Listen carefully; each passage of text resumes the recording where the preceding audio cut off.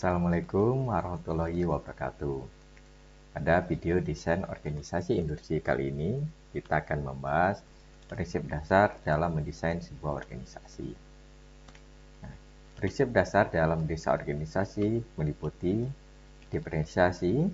Diferensiasi itu fungsi-fungsi organisasi, mekanisme integrasi, delegasi, standarisasi pekerjaan, dan juga tipe dari struktur organisasi.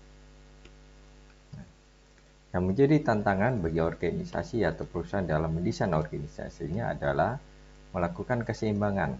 Ya, keseimbangan antara misalnya apakah dalam melakukan diferensiasi atau integrasi, melakukan sentralisasi atau desentralisasi, melakukan keseimbangan antara standarisasi atau mutualisme. Masing-masing jelas mempunyai kekurangan dan kelebihan masing-masing.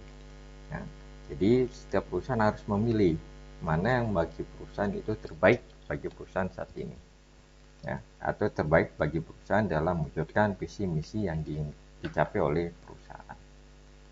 Nah, diferensiasi adalah proses di mana organisasi mengalokasikan orang dan sumber daya yang dimiliki untuk melakukan tugas-tugas organisasi. Oleh karena itu terjadilah pembagian kerja. Nah, pembagian kerja adalah tingkat spesialisasi dalam organisasi.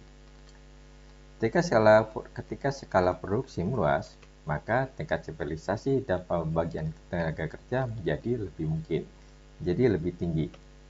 Ya. Yang di bawah pembagian kerja, produksi komoditas dibagi menjadi beberapa proses.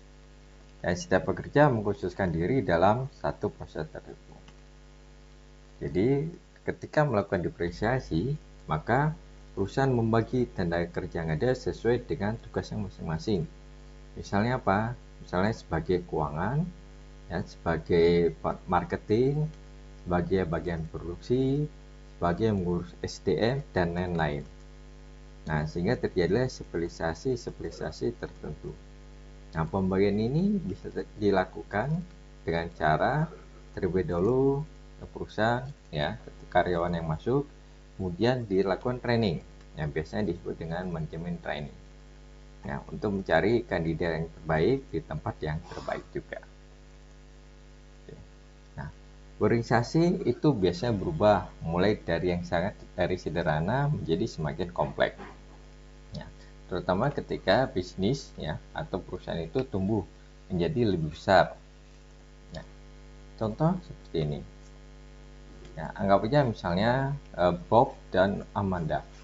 Bob dan Amanda memutuskan untuk membuat sebuah restoran.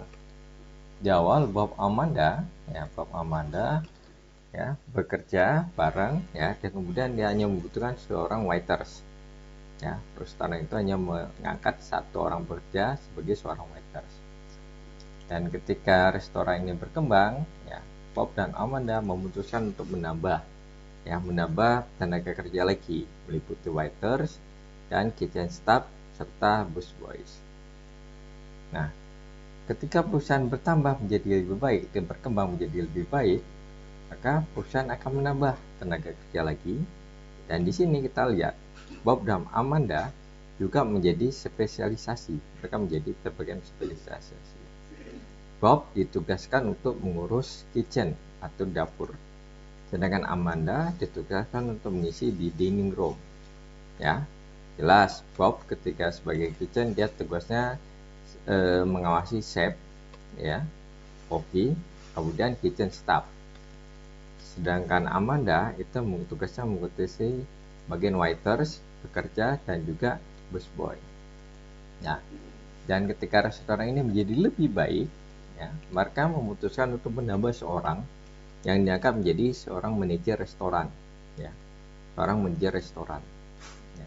Karena mungkin mereka pikir, ya, bisa aja mereka berpikir bahwa kita butuh seorang profesionalisme, ya, supaya restoran ini menjadi lebih baik, ya, sehingga dibuatlah, ya, manajer dari restoran. Oke. Nah, apabila semakin meningkat lagi, ya, juga mereka punya pemikiran untuk mengembangkan restoran mereka, ya, ke tempat-tempat lain, ya, ke belahan dunia lain, mereka akan berubah lagi, ya, organisasi menjadi lebih kompleks, di mana ownernya misalnya Bob dan Amanda tetap sebagai owner, kemudian dibantu dengan 3 central support fungsi, ya, fungsi support, ya. Pertama adalah purchasing, ya, marketing, dan accounting, ya. 3 support ini akan membagi manajer-manajer yang ada di bawahnya, ya. Nah, dari contoh ini kita bisa mengetahui bahwa semakin kompleks sebuah organisasi, maka tingkat pembagian tenaga kerjanya akan semakin tinggi dan depresiasinya juga semakin besar. Nah, oke. Jadi semakin kompleks berarti apa? Pembagian tenaga kerja semakin tinggi dan juga depresiasinya juga semakin membesar. Peran dalam organisasi. Ya. Ketika pembagian kerja meningkat, maka manajer mulai memperkerjakan orang-orang yang terspesialisasi. Ya, misalnya penjual, ya, marketing bukan hanya sembarang marketing aja, marketing juga dibagi menjadi beberapa bagian. Misalnya marketing di bagian untuk bisnis, ya, ke perusahaan-perusahaan B2B. Ada juga marketing yang kepada orang secara langsung, ya. Oke. Nah, spesialisasi memungkinkan orang untuk mengembangkan pengetahuan dan kemampuan dalam perang tertentu. Nah, jadi ketika orang itu dikumpulkan, ya, bareng-bareng, keuangan, marketing, sumber daya, produksi, maka mereka akan kemampuannya akan berkembang, ya. Pengetahuannya juga berkembang, ya, karena orang-orang yang sama akan membahas topik yang sama, ya. Misalnya marketing, ya, dia akan diskusi bagaimana cara kita meningkatkan penjualan, ya, bagaimana cara kita memasarkan dengan lebih baik, apa yang kita kerjakan, apa yang kita lakukan, apakah kita melakukan promosi below the line atau above the line, apakah kita promosi di media massa atau di media sosial, ya, melalui medsos mungkin, atau kita perlu mencari orang-orang yang istilahnya mungkin disebut sebagai Instagram, ya, sehingga penjualan lebih meningkat. Nah, itu spesialisasi. Nah, peran organisasi adalah seperangkat perilaku orang yang berhubungan dengan tugas yang dibutuhkan oleh posisi mereka dalam suatu organisasi. Nah, di struktur organisasi itu didasarkan pada sistem peran yang saling terkait satu sama lain. Nah, kalau kita lihat, ini adalah gambar dari diferensiasi. Nah, diferensiasi itu terbagi menjadi rule, fungsi, meningkat divisi, dan terakhir jelas organisasi. Fungsi. Nah, fungsi adalah subunit yang terdiri dari kelompok orang yang bekerja sama, yang memiliki keterampilan serupa atau jenis pengetahuan, alat atau teknik yang sama untuk melakukan pekerjaan. Nah, seperti yang tadi dibilang, ya. Jadi misalnya ada fungsinya apa? Sebagai produksi, sebagai support, sebagai maintenance, sebagai manajerial. Mereka mempunyai keterampilan yang sama, basicnya sama. Mereka punya alat yang sama, punya pengetahuan yang sama, sehingga bisa bersama-sama mengembangkan, ya, kemampuan dan keterampilan mereka dengan tujuan untuk apa? Kemajuan perusahaan. Ya. Di atas fungsi itu ada divisi. Divisi adalah subunit yang terdiri dari kumpulan fungsi atau departemen yang berbagi tanggung jawab untuk memproduksi barang atau jasa tertentu. Ya, misalnya apa? Jadi tadi ada fungsi keuangan, ada fungsi marketing, ada fungsi produksi masuk dalam suatu divisi. Ya, mereka masuk dalam satu divisi. Divisi bareng, bisa juga divisi ini sifatnya permanen atau sifatnya sementara. Ya, tergantung dari bagaimana tujuan perusahaan membuat divisi tersebut. Nah, diferensiasi itu terbagi menjadi vertikal dan diferensiasi horizontal.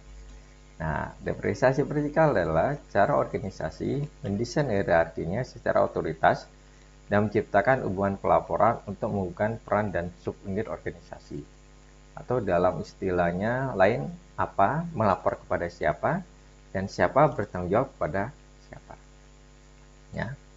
Jadi, saya melapor kepada siapa, dan saya bertanggung jawab kepada siapa. Nah, kemudian ada depresi horizontal. Ya.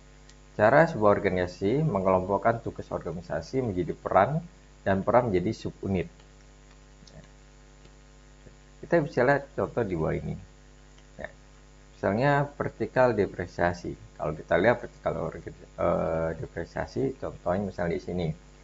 Ya, bartender dia akan bertanggung jawab kepada siapa? Restoran service dia akan bertanggung jawab kepada restoran manager. Sehingga bartender itu tidak bertanggung jawab kepada dining room. Dan dining room fungsi sebagai fungsi dining room, dia tidak boleh secara langsung memberikan perintah kepada bartender, karena vertikal depresiasinya itu berbeda. Oke. Ketika dia ingin menginformasikan kepada bartender, maka dia harus lewat restoran service atau kepada restoran manager. Oke. Sedangkan horizontal depresiasi, nah ini adalah pembagian berdasarkan fungsi atau tugasnya masing-masing. Ya, ada chef, ada dishwasher, ada waiter, ada busboy, ada bartender. Kalau kita lihat lagi makin ke atas, ada kitchen, ada dining room, ada restoran service. Sama kayak tadi contoh yang diberikan tadi, Bob dan Amanda. Nah, integrasi. Nah, depresi horizontal seharusnya memungkinkan orang untuk berspesialisasi dan menjadi produktif. Sayangnya, spesialisasi sering membatasi komunikasi antar subunit. Nah, ketika organisasi subunit terjadi, komunikasi gagal dan koordinasi jadi sulit. Nah, contohnya apa? Jadi gini, orang keuangan jelas dia prinsip mereka adalah bagaimana caranya untuk mengefisiensikan keuangan yang ada. Sedangkan seorang marketing tujuannya adalah bagaimana produk itu dikenal oleh masyarakat. Jelas masing-masing dua hal yang berbeda. Tujuannya sama ya untuk kepentingan perusahaan, kemajuan perusahaan. Tapi kalau di setiap secara fungsinya, masing-masing punya fungsi yang berbeda. Nah, oleh karena itu perlu adanya integrasi. Ya, proses pengorganisasikan berbagai tugas, fungsi, dan divisi agar saling bekerja sama dan tidak saling bertentangan. Ya. Ada berbagai macam tipe dari integrasi. Misalnya ada hierarchy authority, ada direct contact, ada listener role, ada task force, ada team, ada integrated role, ada integrating department. Ya, seperti gambar yang ada. Nah, contoh misalnya kita pakai listener role.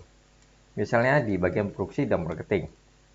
Marketing adalah jelas itu karyawan atau sumber daya yang berhubungan langsung dengan konsumen. Dari marketing akan mengetahui kebutuhan konsumen itu seperti apa. Namanya konsumen jelas dia banyak keinginannya banyak. Saya ingin produk A seperti ini, tambahan seperti ini, dan lain-lain. Nah, marketing tidak bisa langsung menghubungi produksi, bilang, oke, produksi tolong dong produk ini ditambahin fitur ini, ditambah fitur itu, atau ditambah fungsi ini, ditambah fungsi itu. Ya, karena beda antara marketing dan produksi. Nah, oleh karena itu ada perusahaan bisa membuat satu istilahnya relational role, ya, dia buat research and development. Nah, research and development itu menghubungkan antara produksi dan marketing. Jadi informasi dari customer itu diberikan oleh marketing kepada bagian research and development. Nah, research development nanti akan menghubungi bagian produksi. Nah, tidak semua keinginan konsumen itu bisa dipenuhi. Karena yang kita lihat adalah apakah sumber daya mencukupi. Yang kedua, apakah keinginan tersebut didukung oleh daya beli oleh konsumen. Nah, kita tahu kalau konsumen kalau bisa beli dengan harga yang serendah-rendahnya dengan fitur yang sekomplit-komplitnya. Nah, maka produksi akan cek dulu nih. Oke, kalau saya tambah fitur A, oke, bisa atau tidak? Kalau bisa, harganya naik seberapa?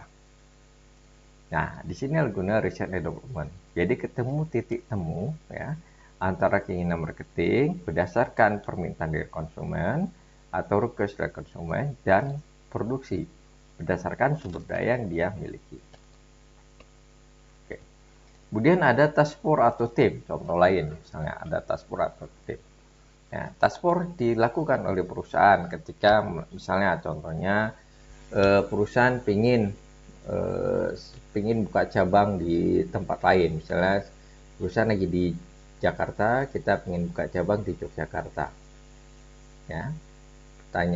Ketika buka cabang di Yogyakarta, maka dibuatlah task force.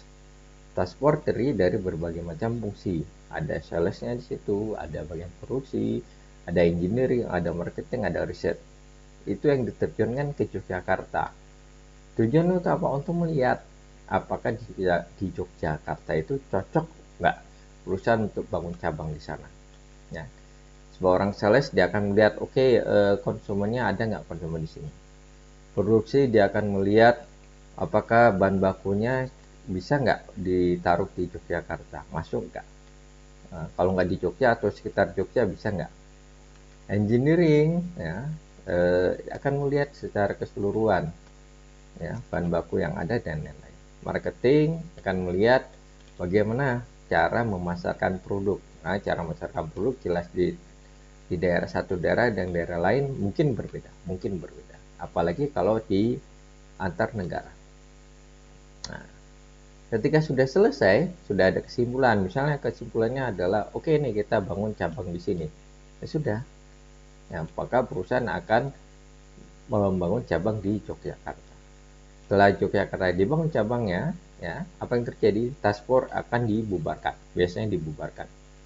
Kembali ke masing-masing fungsinya masing-masing. Bagaimana menyimbangkan antara depresiasi dan integrasi? Ya. Untuk menyimbangkan antara depresiasi dan integrasi, maka manajemen harus pertama hati-hati memandu proses depresiasi sehingga organisasi bisa mendapatkan keunggulan kompetitif. Ya, depresiasi harus dipandu secara baik supaya perusahaan punya keunggulan kompetitif. Keunggulan kita berada di mana? Ya. Apakah di keunggulan kita di bagian misalnya efisiensinya sehingga menghasilkan produk dengan nilai atau nilai jual yang rendah ya, sesuai dengan keinginan, berarti ada kita keunggulan biaya di situ, atau keunggulannya berdasarkan di bagian produksinya atau bagian servisnya atau jasanya. Ya, harus dipandu secara depresiasi yang ada. Oke. Kemudian harus hati-hati pilih mekanisme integrasi yang memungkinkan suku ini bekerjasama dan membangun kompetensi inti organisasi. Ya, jadi ketika ada perbedaan, bagaimana caranya integrasi itu bisa berjalan selaras. Masing-masing walaupun berbeda, ya, keuangan berbeda, marketing berbeda, produksi berbeda, sumber daya berbeda, kemudian manusia berbeda, mereka bisa bekerja sama sehingga terjadilah core kompetensi inti dari organisasi. Nah, kemudian kita masuk ke pendelegasian wewenang. Nah, pendelegasian wewenang itu terbagi menjadi dua. Pertama adalah sentralisasi dan desentralisasi. Nah, sentralisasi adalah wewenang untuk membuat keputusan di mana keputusannya dipegang oleh manajer tingkat atas. Ya. Nah, di sini keuntungannya atau keunggulannya organisasi bisa fokus pada goal yang diinginkan. Ya, jadi desentralisasi segala macam keputusan itu dipegang oleh manajer tingkat atas. Manajer tingkat atas yang menentukan A, B, C jalannya. Karena manajer tingkat atas jelas dia langsung fokusnya di goal perusahaan, ya, visi dan misi. Sedangkan desentralisasi, ya, wewenang untuk membuat keputusan penting didelegasikan kepada manajer di semua tingkatan. Nah, jadi setiap manajer di semua tingkatan dapat punya kemampuan atau kekuasaan atau power untuk melakukan keputusan penting, ngambil keputusan penting. Keunggulannya apa? Keunggulan di sini ada bisa fleksibilitas dan daya tangkap. Jelas sentralisasi dan desentralisasi punya kelemahan juga. Ya, contohnya sentralisasi. Ya, karena pengambilan keputusan dimulai dari atas, ya, sedangkan mungkin saja informasi yang ada itu diperoleh oleh manajer tingkat di bawah. Nah, ketika manajer tingkat bawah menerima, dia meluncur ke atas, makin ke atas, baru sampai ke sentral.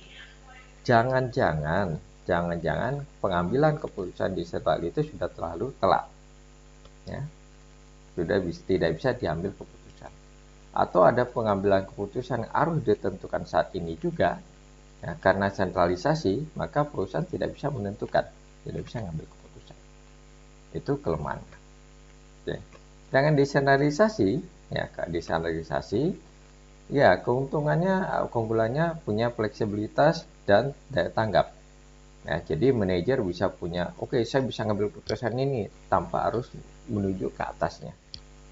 Ya, jelas walaupun desentralisasi ada juga keputusan-keputusan tertentu yang harus dilakukan secara sentralisasi. Biasanya begitu. Ya. Nah, apa kelemahannya? Oke. Kelemahannya karena manajer setiap level itu bisa memutuskan, kadang-kadang mereka punya istilahnya egoismenya untuk mengambil keputusan demi level yang mereka pimpin masing-masing. Nah, jadi kadang-kadang ya secara keseluruhan, secara goal perusahaan itu tidak mereka pikirkan. Yang mereka pikirkan adalah bagaimana cara saya ya supaya bisa memenuhi target yang dibebankan perusahaan kepada saya. Nah, istilahnya begitu. Baik. Nah, tugas dari perusahaan adalah bagaimana cara menyeimbangkan antara sentralisasi dan desentralisasi.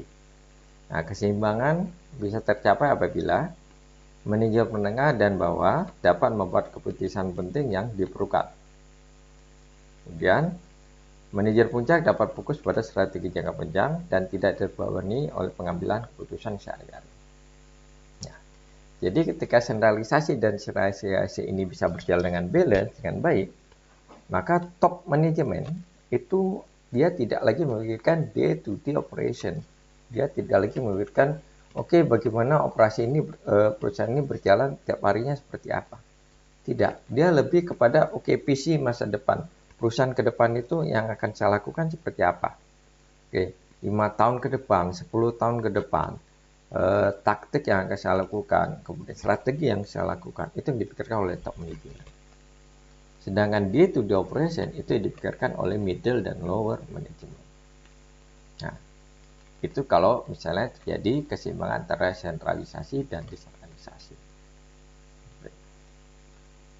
Kemudian kita masuk standarisasi pekerjaan. Nah, standarisasi adalah kesesuaian dengan model atau contoh tertentu yang dianggap tepat dalam situasi tertentu. Biasanya sentralisasi ditentukan oleh aturan dan norma. Oke. Aturan itu formal, rule formal, pernyataan tulis yang menentukan cara yang tepat untuk mencapai tujuan. Kemudian ada formalisasi, penggunaan aturan dan prosedur untuk membagukan operasi. Kemudian ada norma. Norma adalah standar atau gaya perilaku yang dianggap khas untuk kelompok orang atau mungkin secara informal. Oke. Kemudian sosialisasi, ya, proses bagaimana anggota organisasi mempelajari norma dan mengintegrasikan aturan perilaku yang tidak tertulis. Jadi ada standarisasi dari kerjaan. Bagaimana pekerjaan itu dilakukan sama antara karyawan yang ada di sana. Ada formalnya bahwa melakukan, ada SOP-nya, peraturannya, melakukan dari awal, ya, dari awal sampai akhir melakukan sesuatu itu dengan cara yang sama. Sehingga apa yang terjadi, siapapun orang yang melakukan pekerjaan itu, ya, tidak ada bedanya, atau mungkin ketika ada perbedaan sangat dikit, ya. Sehingga perusahaan keuntungannya perusahaan tidak terpengaruh atau tidak terbebani atau tidak tergantung hanya pada satu orang saja, karena sudah ada formalnya. Oke, kemudian ada mutual adjustment, ya. Proses di mana orang menggunakan penilaian mereka daripada aturan standar untuk mengatasi masalah yang ada, memandu pengambilan keputusan dan mempromosikan koordinasi. Ya, mutual adjustment ini berbeda dengan standarisasi. di mana mutual adjustment setiap orang bisa mengambil keputusan yang masing-masing. Ya, berdasarkan apa? Penilaian yang mereka punya. Jelas penilaian juga tidak sembarang penilaian. Ya, penilaian berdasarkan pengetahuan dan keterampilan yang mereka punya yang sudah disiapkan oleh perusahaan, tidak dilepas begitu saja. Ya. Dan juga berdasarkan pengalaman yang mereka ada. Sehingga mereka bisa ngambil keputusan. Ya. Bagaimana cara memfungsikan koordinasi. Tidak terkotak-kotak dalam standarisasi yang ada. Ya, tidak terkotak dalam standarisasi yang ada. Oke. Nah, bagaimana cara untuk menyeimbangkan antara standarisasi dan mutual adjustment? Nah, tantangan dari seorang manajer adalah bagaimana menemukan cara untuk menggunakan aturan dan norma untuk menstandarisasi perilaku. Ya, bagaimana perilaku itu atau aturan itu atau norma itu bisa memberikan, ya, istilahnya paling tidak memberikan standar yang paling minimum. Istilahnya disebutkan SOP, Standar Operational Procedure. Standar Operational Procedure yang dibutuhkan oleh konsumen atau yang sesuai dengan perusahaan. Nah, kemudian bagaimana caranya memungkinkan penyesuaian timbal balik untuk menemukan cara baru dan lebih baik dari mencapai tujuan. Nah, seperti yang tadi dibilang, namanya SOP itu standar.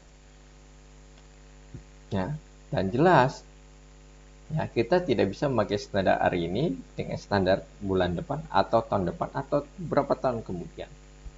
Karena konsumen jelas standar yang saat ini ya dia peroleh mungkin saat ini sesuai. Tapi jangan 5 tahun lagi itu sudah tidak sesuai. Apalagi berhubungan dengan IT. Ya, perusahaan-perusahaan teknologi biasanya standarnya akan lebih cepat. Perusahaan jasa juga sekarang standarnya lebih besar. Ya. Ya, jelas tergantung dari konsumen nilai ini seperti apa. Nah, itu. Nah, dari sini diharapkan ketika ada timbal balik, ya ada timbal balik dari segala macam yang ada, dari konsumen, dari karyawan, dan dari distributor atau dari supplier, maka kita bisa membuat SOP baru. Sehingga terjadi apa? Productivity improvement, ya, meningkat terus. Supaya kita akan kita perbarui meningkat lagi. Sehingga ada cara baru, kemudian cara yang lebih baik atau cara yang lebih cepat ya untuk mencapai tujuan diinginkan. Ya, karena ya berubah atau mati istilahnya. Ya, kita tidak bisa memakai cara yang saat ini ada untuk kita pertahankan ke depannya seperti itu. Oke, tipe-tipe dari struktur organisasi atau jenis struktur organisasi. Jenis struktur organisasi ada struktur mekanik dan juga ada struktur organik. Nah, struktur mekanik dirancang untuk mendorong orang untuk berperilaku dengan cara yang dapat diprediksi dan akuntabel.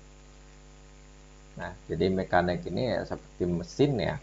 Mekanik berarti yang dilakukan orang sudah sesuai. Ya, sudah ada ketentuannya, sudah ada rule-nya.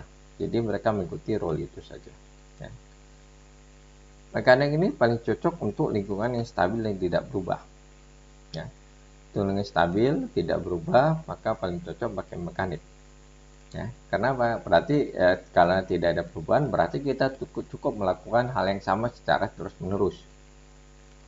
Oke, kalaupun ada perubahan, ya perubahan tidak terlalu banyak. Kemudian struktur organik. Ada struktur yang mempromosikan fleksibilitas sehingga orang bisa memulai perubahan, dapat beradaptasi dengan cepat terhadap kondisi yang berubah. Nah, kalau struktur organik cocok untuk lingkungan yang dinamis, yang naik turunnya semakin cepat. Ya, oke.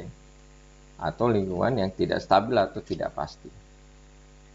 Oke, jadi dia bisa apa? Fleksibel, ya. Struktur organik fleksibel. Oke. Kadang melakukan A, kadang melakukan B. Yang penting dia beradaptasi dengan lingkungan yang ada. Nah, kalau kita lihat tipe dari struktur organik, ya, organisasi struktur ada mekanik yang organik. Mekanik misalnya fokus kepada individu, ya, spesialisasi kepada individu. Kemudian simple integrated mekanisme. Kemudian misalnya apa? Sentralisasi. Ya, mekanik biasanya pengambilan keputusan di pusat.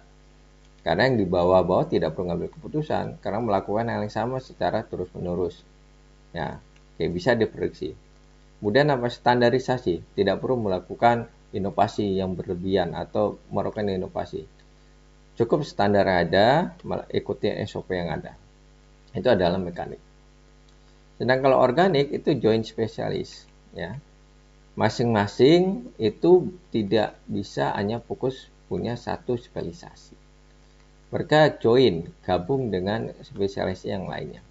Ya, jadi kalau ada 3 orang, maka 3 orang ini harus punya 3 spesialisasi yang berbeda. Kalau yang tadi mekanik misalnya keuangan ya keuangan aja, marketing aja. Kalau misalnya untuk produksi aja. Kalau joint spesialis enggak. Dia harus punya, misal kalau keuangan harus tahu keuangan, harus tahu marketingnya, harus tahu produksi. Nah, udah adalah kompleks, integrasinya kompleks. Ya, integrasinya kompleks. Nah, kalau tadi mekanik integrasinya secara hierarki, ya sudah jelas, istilahnya itu perlunya sudah jelas apa melapor kepada siapa. Kalau organik kompleks, yang ada task force-nya di situ. Oke. Kemudian untuk organik yang diterapkan adalah desentralisasi, ya karena seperti tadi masing-masing harus punya istilahnya ketika ada sesuatu hal harus cepat merespon, maka harus ada desentralisasi. Ya, jangan sampai ke sentral. Kenapa? Kalau ke sentral jangan waktunya sudah habis.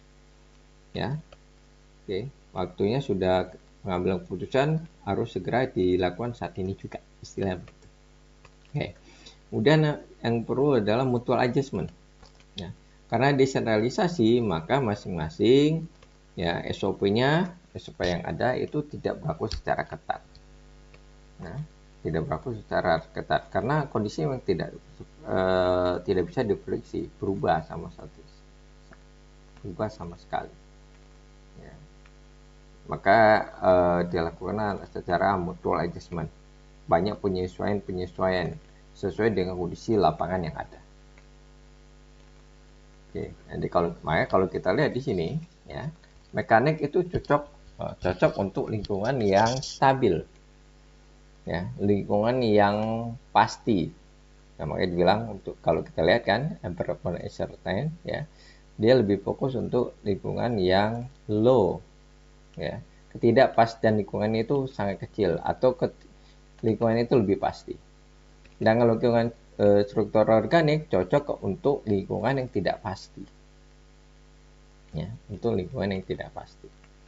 Oke ya, jadi mekanik simple, diferensiasinya rendah, integrasinya rendah, pengambil keputusan secara sentralisasi dan dilakukan secara standarisasi. Sedangkan organik, ya strukturnya kompleks. Karena struktur kompleks maka perlu diferensiasinya tinggi, integrasinya juga tinggi. Pengambilan keputusan secara desentralisasi dan segala sesuatu dilakukan secara mutual adjustment. Contoh ketidakpastian di lingkungan industri, ya. Jadi misalnya ada lingkungan plastik, ya industri plastik, industri proses ya makanan, dan industri kontainer. Oke, kita lihat misalnya untuk variabel lingkungan, ya. Variabel lingkungan mulai dari kompleks sehingga menjadi kaya. Nah, kalau industri plastik,